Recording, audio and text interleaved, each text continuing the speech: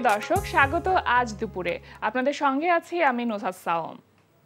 সবাইকে শুভেচ্ছা জানিয়ে শুরু করছি আজ দুপুরের আজকের আয়োজন। আজ থাকছে সংস্কৃতি, এনটিভি অনুষ্ঠান সূচি ও দুপুরের অতিথি। প্রথমেই থাকছে সংস্কৃতি। গুলশান ২-এর ৮৭ নম্বর রোডের ৮ নম্বর বাড়ির ৭ম তলায় অনুষ্ঠিত হচ্ছে চিত্রশিল্পী হারুনুর রশিদ টুটুলের দ্বিতীয় একক চিত্রকলা প্রদর্শনী ভঙ্গুর সহাবস্থান। প্রদর্শনী চলবে ২৩ এপ্রিল পর্যন্ত। এবার এনটিভি অনুষ্ঠান সূচি।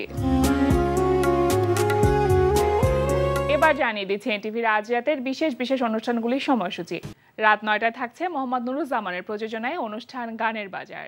আকাশ বাতাস সাক্ষী রেখে দিলাম তোমায় মন, তোমার হাতে তুলে দিলাম আমার জীবন, বুকেরই ভেতরে রেখেছি তোমারে, বেঁধেছি পরাণে পরাণ, যদি না দেখি তোমায় জানে মন, লাগে কলিজাতে টান।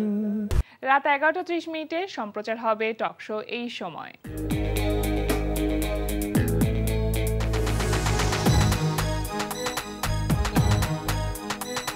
এই ছিল এনটিভির আজ রাতের বিশেষ বিশেষ অনুষ্ঠানগুলির সময়সূচি।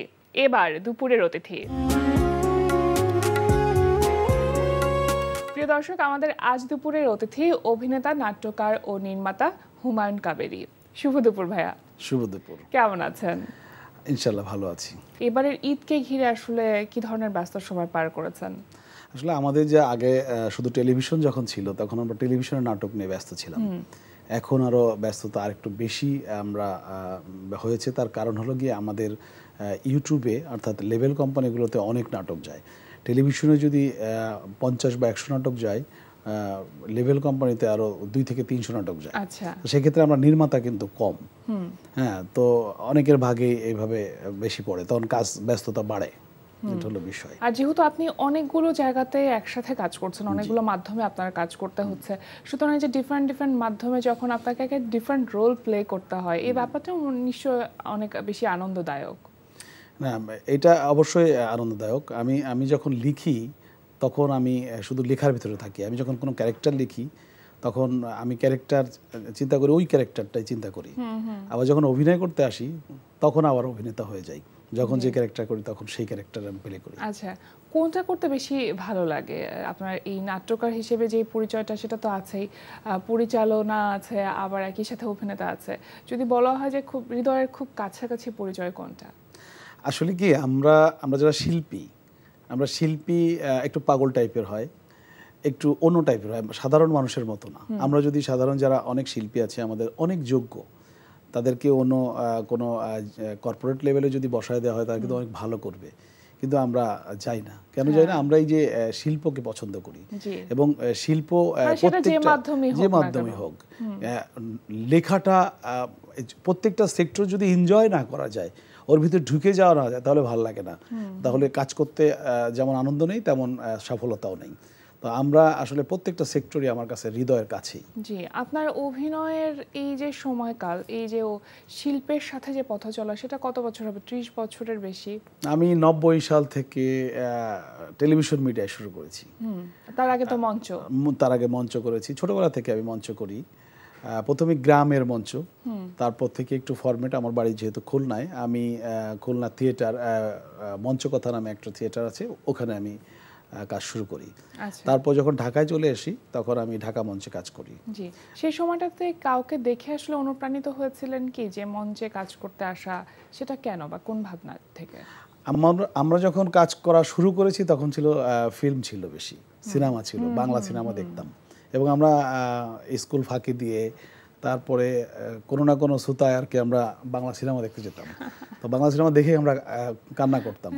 আমরা সব বিলিভ করতাম যে কেউ যদি, যেমন আমরা জসিমের যে কত ছবি দেখছি যে চটপটি বেচতে বেচতে বড়লোক হয়ে গেছে, তারপরে শাবানা ম্যাডাম সেলাই মেশিন দিয়ে সেলাই করতে করতে সে অনেক টাকার মালিক হয়ে গেছে।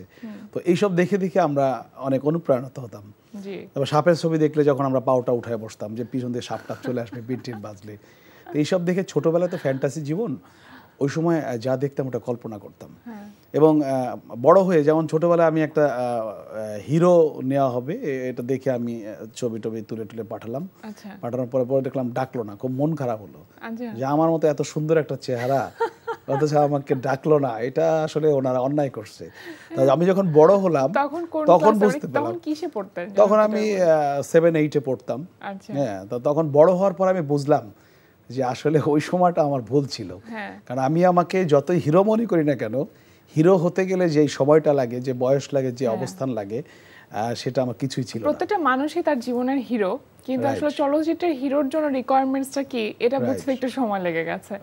এত ছোটবেলায় যখন আপনি হিরো হওয়ার জন্য চিন্তা করেছিলেন, তার মানে ওই সময়টা আপনি ভেবেছিলেন যে আসলে আপনি ইন্ডাস্ট্রিতে কাজ করবেন, মানে মিডিয়া ইন্ডাস্ট্রিতে কাজ করবেন? না, আসলে ওইভাবে তো হয় না। আসলে আমি প্রথম যেটা করছি ওটা শুনলে আবার আরেকটু আপনার মনে হবে, আমি সব সেক্টরে বিচরণ করলাম, তো আমি আবার নাচ করতাম। আচ্ছা, হ্যাঁ, তো নাচ থেকে আমার শুরু। নাচ করতেন মানে কি, নাচ শিখতেন প্রাতিষ্ঠানিকভাবে এরকম কিছু? আমি ক্লাসিক নাচ না, মডার্ন যে নাচটা হতো, আমার আইডল ছিল হলো মিঠুন চক্রবর্তী, গোবিন্দ, এরা ছিল আমার আইডল। এবং ওরা যে নাচটা নাচতো আমি ওটাই নাচতাম। এবং আমাদের লোকাল এলাকায় যখন মঞ্চ যখন নাচ হতো বা বিভিন্ন নাটক হতো বা অনুষ্ঠান হতো, সেখানে আমি নাচ করতাম এবং আমার খুব একটা সুনাম ছিল। তো নাচ করাতে আমাকে অনেকে বললো, তুমি যেহেতু এটা ভালো করো, তুমি একটা কাজ করো, এটাকে এস্টাবলিশ করার জন্য অভিনয় শিখো। তো আমি তখন এখন তো স্ট্যাম্পবোর্ড আছে, অনেক কিছু আছে নাটক শেখার জন্য, নাট্যকলাটলা অনেক কিছু আছে, কিন্তু তখন ছিল না। তখন শুধুমাত্র শিল্পকলা ছিল। শিল্পকলায় নাটকের জন্য, নাটক শেখার জন্য একটা সেক্টর ছিল যেখানে 2 বছরের কোর্স করতে হতো। তো আমি তখন নাটক শিখি। নাটক শেখার পরে যখন শিখলাম, তখন আমার কেন জানি মনে হলো আমি নাটক শেখা মানে অভিনয়টা শেখা। অভিনয় শেখা, অভিনয় টোটালটা শেখা, মানে থিওরিক্যাল প্র্যাকটিক্যাল দুটোই। ওখানে 2 বছরের কোর্স হতো, সার্টিফিকেট দিত। আচ্ছা, ওখানে একদম প্রাতিষ্ঠানিকভাবেই শেখা হতো। এরপরে ওটা শেখার পরে চিন্তা করলাম আমরা তো লোকালে থেকে লাভ নেই, এটা যেতে হবে ঢাকা শহরে। তখন আমরা শহরে আসার চেষ্টা করলাম। তার আগে এসেও তো আপনি গ্রুপ থিয়েটারে জয়েন করলেন। হ্যাঁ, তখন আমি গ্রুপ থিয়েটারে ছিলাম, কিন্তু তার আগে আমি আসার সময়টা আরেকটু মজা ছিল। ছোটবেলা থেকে আমি একটু ফানিটা নিয়ে একটু জোকস টোকস করতাম এবং ওটা আমি জোকস লিখতামও। তো ছোটবেলা আমি আবার মানে যেটা কমেডিতে খুব জনপ্রিয় ছিলাম, আমার এলাকায়ও ছিলাম আর স্কুলেও ছিলাম। তো আমি খুব স্কুল ফাঁকি দিতাম। আমি লাস্ট বেঞ্চের ছাত্র, মানে থাকে না অনেকে যে ফার্স্ট বেঞ্চে বসে, আমি সবসময় লাস্ট বেঞ্চের ছাত্র। ইংলিশ আমি প্রচণ্ড ভয় পাইতাম। বৃহস্পতিবারে আমাদের ইংলিশ টিচার ছিল, উনি ইংলিশ নিত। তো আমি ওই ক্লাসটা সবসময় ফাঁকি দিতাম এবং অনেক সময় আসতাম না, অনেক সময় মানে স্কুল পালিয়ে চলে যেতাম। তো স্যাররা আবার আমাকে ধরে নিয়ে আসতো, কারণ ওই বৃহস্পতিবারে আমাদের কালচারাল সপ্তাহ ছিল, যে ওই দিন ক্লাসের পরে কালচারাল হতো। তো ওই সময় স্পেশালি ছিলাম আমি মূল আকর্ষণ। তা আমাকে বলতো তোর ক্লাস করতে হবে না, তোকে স্যার ডাকছে যে তুই শুধুমাত্র প্রোগ্রাম করবি। মানে তখন কি জোকস বলতেন? জোকস বলতাম। তো সেখান থেকে আস্তে আস্তে করতে করতে আমি মানে বাংলাদেশে যখন আমার প্রথম স্টার্ট হয়, তখন আমি কমেডি আর্টিস্ট হিসাবে, মানে তখন হলো ফিতা ছিল, তখন ফিতার ক্যাসেট ছিল। তখন আমার অ্যালবাম বেরোয় এবং প্রচণ্ড জনপ্রিয় হয়। এবং আমার সেই অ্যালবামটা পার্থ বড়ুয়া মিউজিক করতো, সঙ্গীতা থেকে বেরিয়েছিল প্রথম অ্যালবাম। তো ওইটা করার পরে ওইখান থেকে আমি আস্তে আস্তে করে সবাই মানে পেছনে আর তাকাতে হয়নি, সবাই তখন মিডিয়ার সাথে আস্তে আস্তে ইনভলভমেন্ট বা যে কানেক্টিভিটি, সেই জায়গাগুলো তৈরি হয়েছে। যখন আমি ক্যাসেট করলাম তখন তো সারা বাংলাদেশে আমি পরিচিত।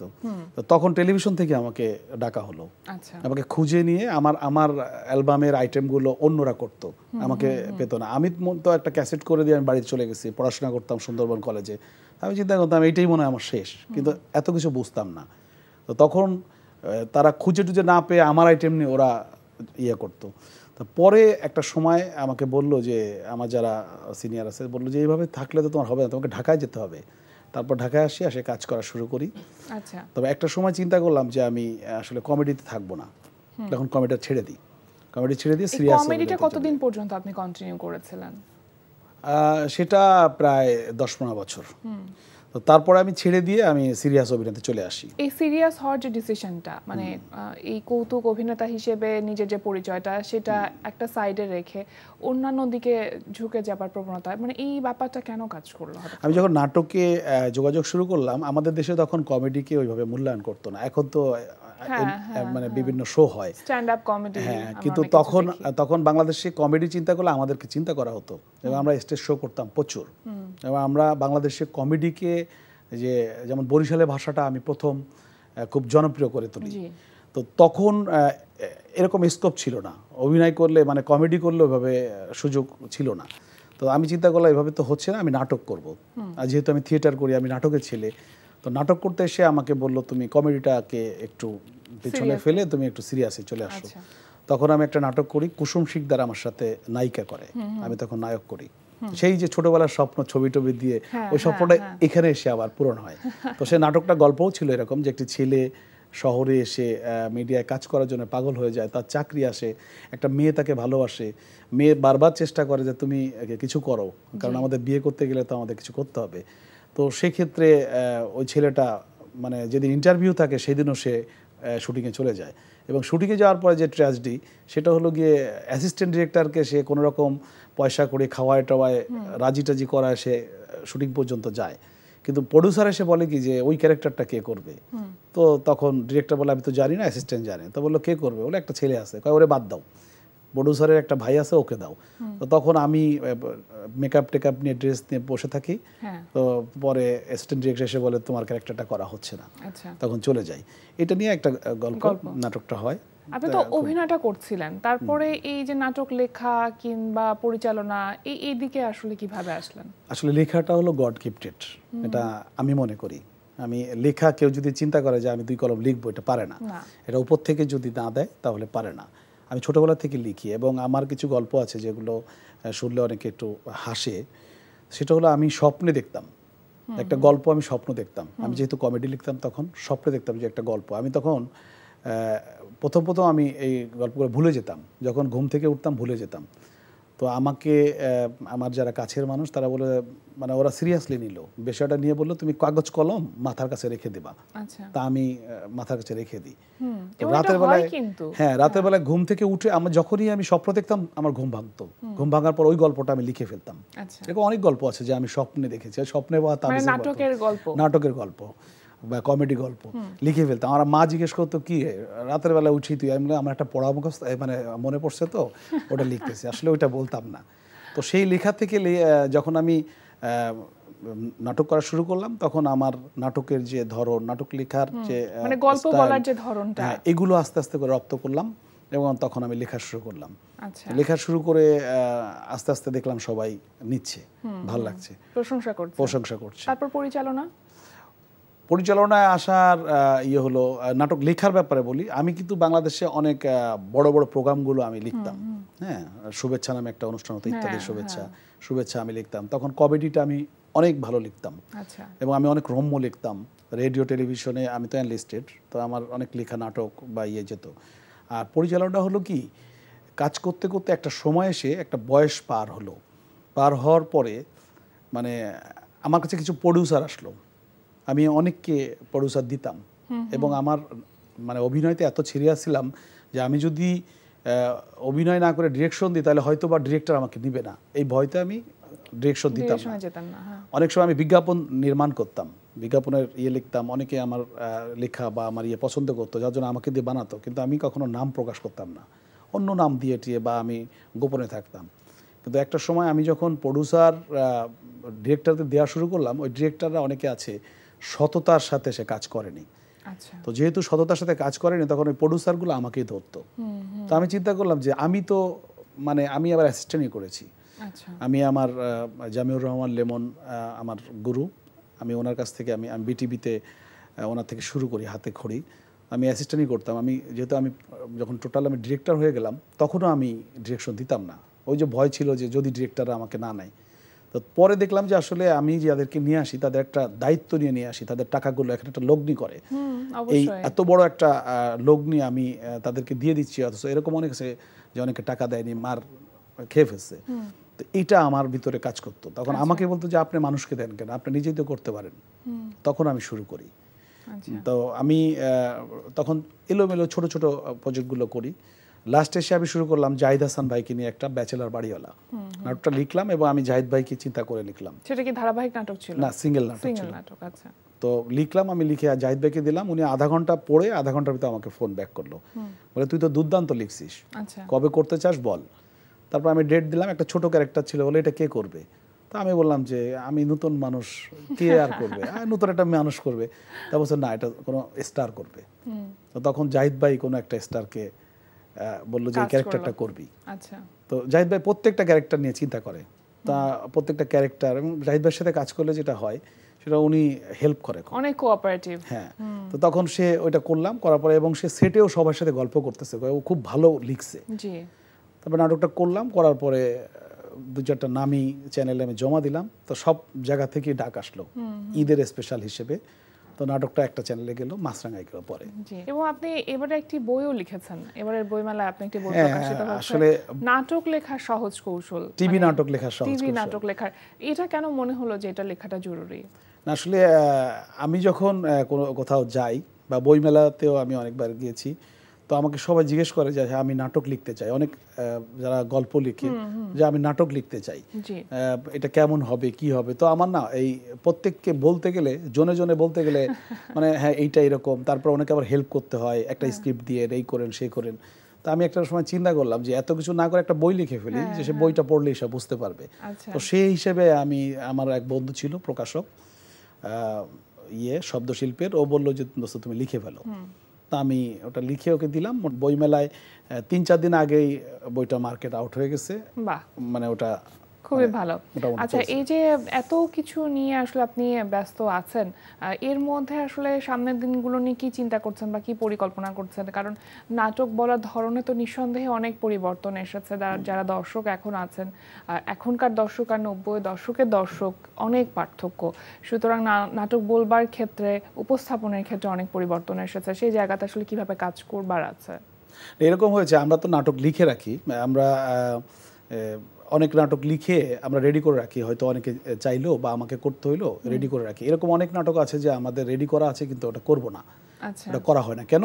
এই যে আপনি বললেন যে চেঞ্জ, পরিবর্তন হয়েছে, এই পরিবর্তনের জন্য আমার কাছেই মনে হয়েছে যে আমি আগে যেটা লিখেছি এটা আসলে এখনের জন্য না। এখন কিছু নাটক লিখি, এখন আসলে আমরা কমার্শিয়াল হয়ে গেছি। আমি যত ভালোই লিখি না কেন, আমি যত জ্ঞানী মানুষই হই না কেন, যদি দর্শক এটাকে গ্রহণ না করে তাহলে সেটার কোনো দাম নাই এখনকার জন্য। যেমন অনেকে আগে নিজের আত্মতৃপ্তির জন্য লিখতো, আত্মতৃপ্তির জন্য কাজ করতো। এখন হয় কি, আমাদের পারিপার্শ্বিক সবকিছু মিলে আমাদেরকে ভিউর জায়গায় চলে আসছি আমরা। এখন ভিউ না হলে কারো দাম নেই, সে হোক আর্টিস্ট, হোক ডিরেক্টর, হোক রাইটার। তো যার জন্য ভিউটাকে দেখতে গিয়ে আমরা কোনো চ্যানেলে যদি যাই নাটক নিয়ে, অনেক ভালো লিখেছি, অনেকে প্রশংসা করলো, আমি যাওয়ার পরে দেখা গেল যে চ্যানেল থেকে বললো যে আপনার ভিউ কি আছে, তখন আমার ভিউটা খুঁজতে হয়। আমার এই ভিউর জন্য ফলোয়ার দিয়ে এখন আসলে মানদণ্ড নির্বাচন, ওই আর্টিস্ট, প্রথমে যে কোনো আর্টিস্ট হোক, ডিরেক্টর হোক, তার ভিউ আছে কিনা। যেমন আমি জাহিদ ভাইকে নিয়ে যে নাটকটা করলাম, টেলিভিশন খুব প্রশংসা করলো, দর্শক খুব প্রশংসা করলো, কিন্তু ভিউ হয়নি। আবার আমি নিজে অভিনয় করে অনেক নাটক দিয়েছি যেটা মিলিয়ন ভিউ আছে। সুতরাং এখন আমি কি জাহিদ ভাই থেকে উপরে? অবশ্যই না, উনি অনেক উপরে, আমি সামান্য মাত্র, কিন্তু ভিউ কিন্তু ওনার থেকে আমার বেশি হলো। এই যে ভিউ দিয়ে আসলে একটি নাটকের মান নির্ধারণ করবার যে প্রবণতা, সেই জায়গাটা যেন আমরা কাটিয়ে উঠতে পারি, কারণ এই অস্থিরতাটা আমরা কেউই চাই না সাংস্কৃতিক অঙ্গনে। ভীষণ ভালো লাগছিল ভাই আপনার সাথে কথা বলতে। অনেক অনেক শুভকামনা রইল সকল কাজের জন্য, আর আজকে আমাদের আয়োজনে আসবার জন্য ধন্যবাদ আপনাকে। আপনাকেও শুভেচ্ছা, আর এনটিভিকেও শুভেচ্ছা, আমাকে এত সুন্দর একটা প্রোগ্রামে এনে আমার না বলা অনেক কথাকে বলার সুযোগ করে দেওয়ার জন্য। প্রিয় দর্শক, আমরা চলে এসেছি অনুষ্ঠানের শেষ প্রান্তে। অনুষ্ঠান সম্পর্কে আপনার মতামত জানাতে মেইল করুন আজ দুপুরে @ntvbd.com এ। বিশ্বের যে কোনো প্রান্ত থেকে যে কোনো সময় আজ দুপুরে দেখতে ভিজিট করুন আমাদের পূর্ণাঙ্গ ওয়েব পোর্টাল www.ntvbd.com। এছাড়া এনটিভি সব জনপ্রিয় অনুষ্ঠান ও খবরের আপডেট পেতে ভিজিট করুন আমাদের ইউটিউব চ্যানেল ও ভেরিফাইড ফেসবুক পেজে। সবার মঙ্গল কামনায় আজকের মতো এখানেই শেষ করছি। শুভ দুপুর।